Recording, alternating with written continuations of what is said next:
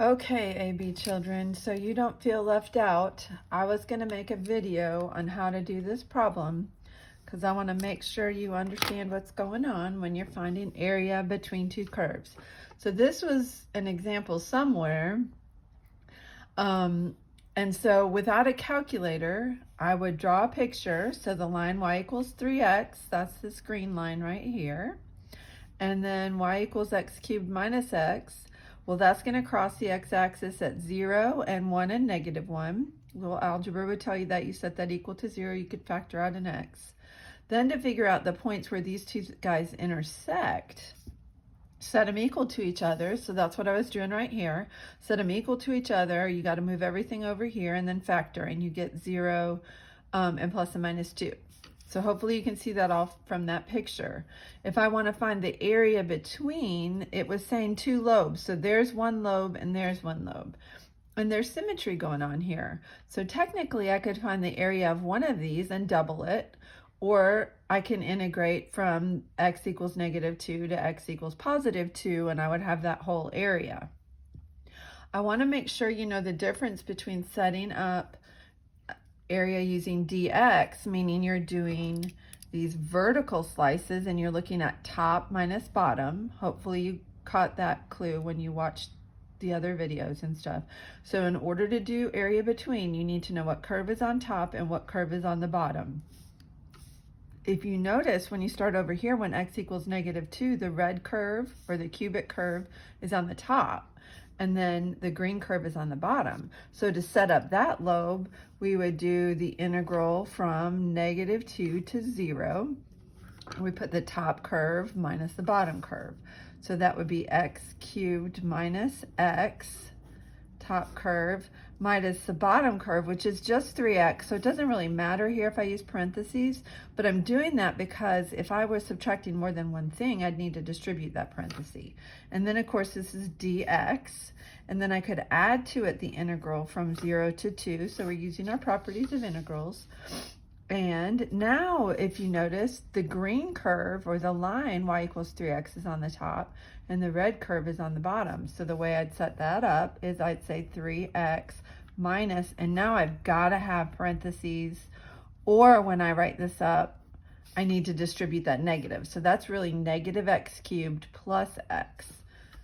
Got it? So that's the setup if we're doing vertical slices like this, and when you slice vertically, we're making our rectangles go this way, we would use dx here.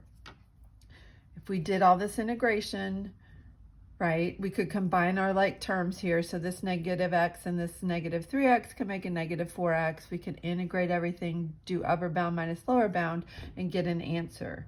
Okay. Now, what I also want you to understand is we could also slice this horizontally, meaning going this way.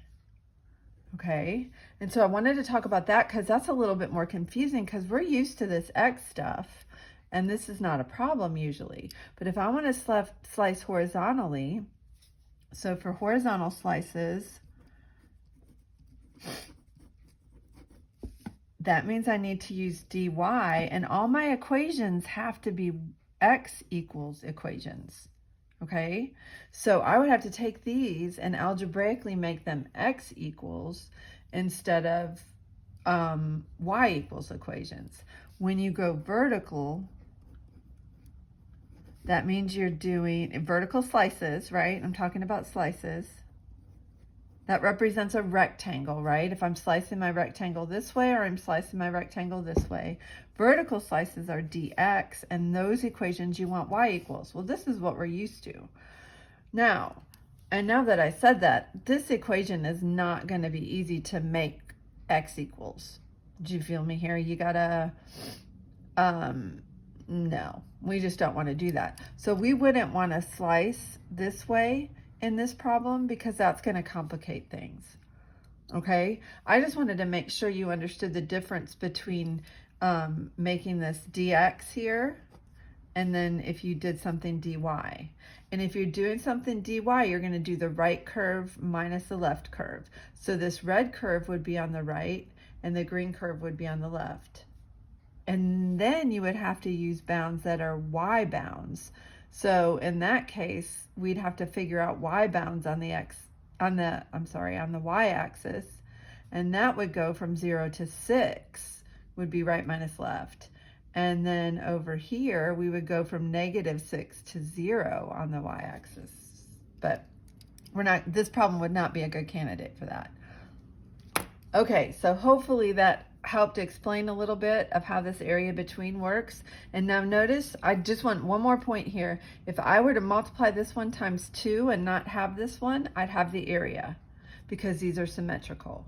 Or I could multiply this one times 2 and not have this one, and then I would have that whole area. Alrighty, hope this helps. Ta.